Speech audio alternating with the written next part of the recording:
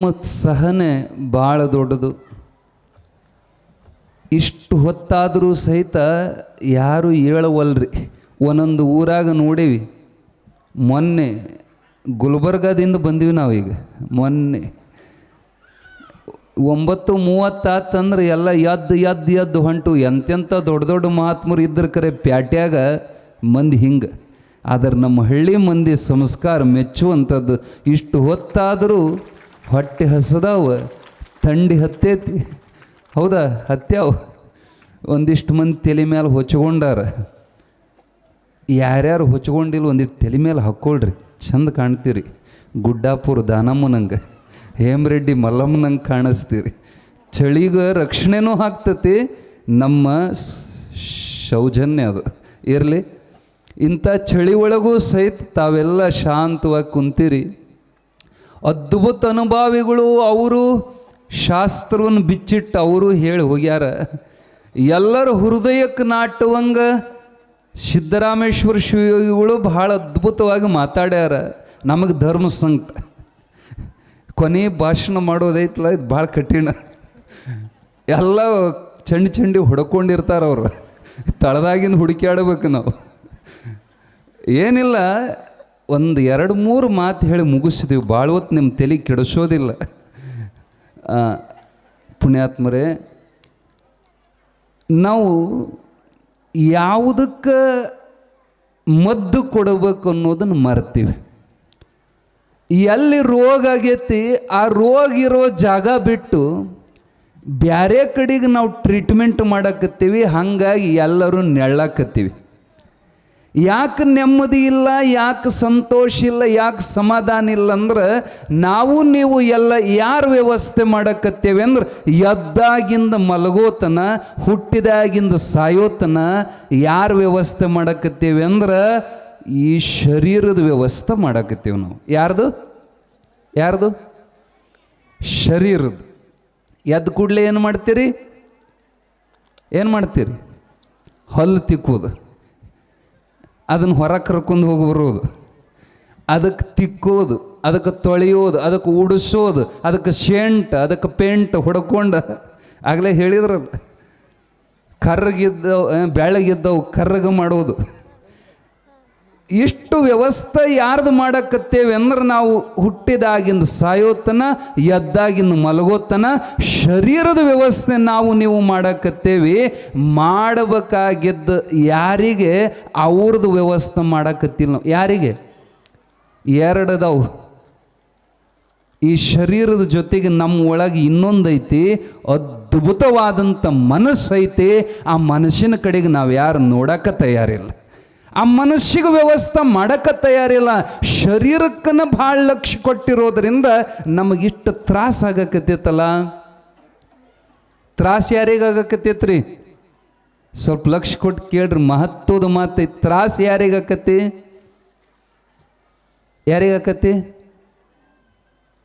ಒಂದು ಗಾಯ ಆಗೈತಪ್ಪ. ಯಾರಿಗಾಗೈತೆ ಗಾಯ? ಯಾರಿಗೆ? ನಮ್ಗೆ ಉರಿತತಿ. ಯಾರಿಗೆ ಗಾಯ? ಯಾರಿಗೆ ಉರಿತತಿ? ನಮಗೆ. ಹಾಂ, ಈಗ ಮಕ್ಕೊಂಡು ನಿದ್ದೆ ಹತ್ತಪ್ಪ, ಎಷ್ಟು ಉರಿತಿತ್ತಲ್ಲ. ನಿದ್ದೆ ಹತ್ತಿದಾಗ ಗಾಯ ಉರಿತತನ? ಉರಿದ್ರೆ ನಿದ್ದೆ ಹತ್ತತನ? ನಿದ್ದ್ಯಾಗ ಯಾಕೆ ಉರಿಯೋದಿಲ್ಲ ಗಾಯ? ಯಾಕೆ ಉರಿಯೋದಿಲ್ಲ? ನಿದ್ದ್ಯಾಗ ನೀವು ಇರ್ತೀರೋ ಏನು ಇರೋದಿಲ್ಲೋ?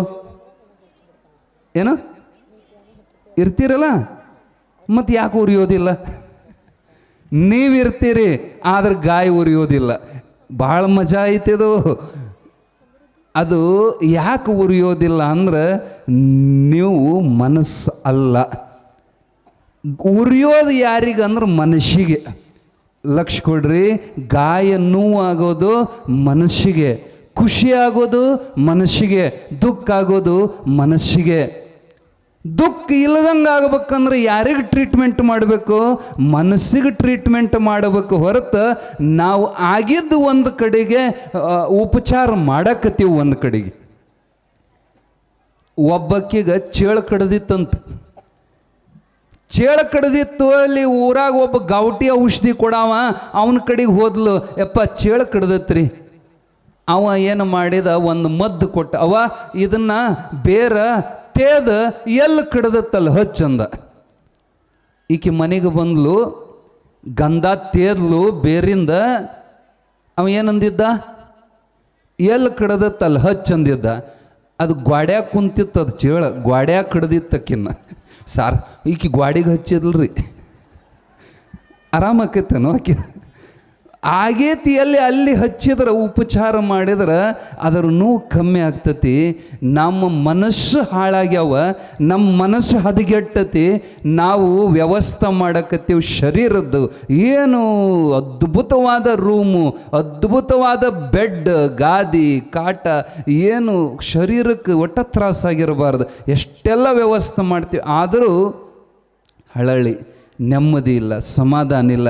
ಅದಕ್ಕೆ ನಿಮಗೆ ನೆಮ್ಮದಿ ಬೇಕಾಗಿತ್ತಂದ್ರೆ ನೀವು ಇವನು ಈ ಶರೀರಕ್ಕೆ ತೊಡಸಿದ್ರೆ ಚಂದ ಕಾಣೋದಿಲ್ಲ. ನೀವು ಚಂದ ಕಾಣೋದು ನಿಮ್ಮ ಮನಸ್ಸಿಗೆ ಇಂಥ ಒಂದು ಒಡವೆಯನ್ನು ತೊಡಸ್ರಿ. ಅದೇ ಧರ್ಮ ಅನ್ನುವಂಥ ಒಡವೆಯನ್ನು ಧರಿಸಿದ್ದಾದರೆ ನಿಮ್ಮಷ್ಟು ಸುಂದರ ಕಾಣೋರು ಯಾರೂ ಇಲ್ಲ. ಎಷ್ಟು ಸುಂದರ ಕಾಣ್ತೀರಿ ಅಂದ್ರೆ ನೀವು ಹೊರಗೆ ಹೆಂಗಾರ ಇರ್ರಿ, ಒಳಗೆ ನಿಮ್ಮ ಹೃದಯದಾಗ ಧರ್ಮ ಸ್ಥಾಪನೆ ಆಗಿತ್ತಂದ್ರೆ ನಿಮ್ಮನ್ನು ನೋಡಿದ ಕೂಡಲೇ ಕೈ ಮುಗಿಯುವಂಗೆ ಅನಿಸ್ತತಿ. ನಿಮ್ಮನ್ನು ನೋಡಿದ ಕೂಡಲೇ ಎದ್ದು ನಿಲ್ಲುವಂಗೆ ಅನಿಸ್ತತಿ. ನಿಮ್ಮನ್ನು ನೋಡಿದ್ರೆ ಗೌರವ ಕೊಡುವಂಗೆ ಅನಿಸೋದು ನಿಮ್ಮ ಹೃದಯದಾಗಿರುವಂಥ ಧರ್ಮವನ್ನು ನೋಡಿ. ಏನು ಹೊಸದು ಹೇಳ್ತೀರಿ, ನಮಗೆ ಗೊತ್ತೈತ್ರಿ. ಧರ್ಮ ಅಂದ್ರೆ ಯಾರಿಗೂ ಗೊತ್ತಿಲ್ಲ, ಎಲ್ಲರಿಗೂ ಗೊತ್ತೈತಿ. ಅಧರ್ಮ ಅಂದರೆ ಎಲ್ಲರಿಗೂ ಗೊತ್ತು.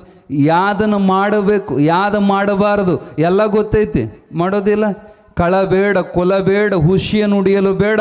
ಸಣ್ಣ ಹುಡುಗನ ಎಬ್ಸಿರು ಮಸ್ತ್ ವಚನ ಹೇಳ್ತಾನೆ, ಮತ್ತು ಮಾಡೋದು ಅದ.